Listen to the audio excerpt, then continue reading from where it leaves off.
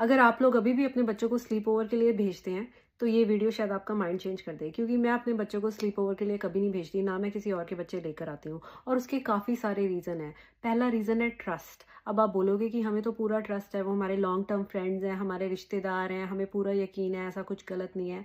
ठीक है, उन पर होगा, पर उनके घर कौन आ जा रहा है? कोई उनके खानदान में उनके अंकल आ रहे हैं, उनका कज़न आ रहा है, उनके फ्रेंड्स आ रहे हैं उनके घर, आपको तो पता नहीं है ना। आप हमेशा याद रखना कि रात बहुत लंबी होती है, और उस रात में एक टाइम ऐसा भी आएगा जहाँ पर सभी घर वाले सो रहे होंगे और बच्चे अनसुपरवाइज होंगे। जब बच्चों का सवाल आता है ना, आई रियली ट्रस्ट नोबडी।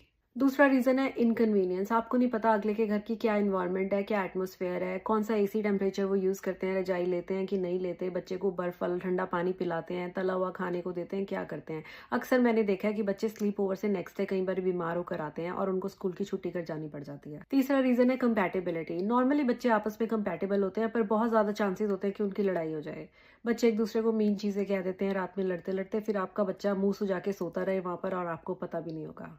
अगला रीज़न है जजमेंटल पेरेंट्स। कई बारी दूसरे पेरेंट्स काफ़ी जजमेंटल होते हैं। वो बोलेंगे, अरे इसका बच्चा तो कुछ खाता ही नहीं है, अरे पढ़ाई में नालायक है, मैंने इससे स्पेलिंग पूछी इसको आए नहीं, अरे ये तो बहुत गुस्सा करता है। आपके मुंह पे वो कभी कुछ नहीं बोलेंगे और मे बी बता भी देंगे आपको, एक दो ताने पड़ भी जाएंगे। पर अगर वो दूसरे बच्चे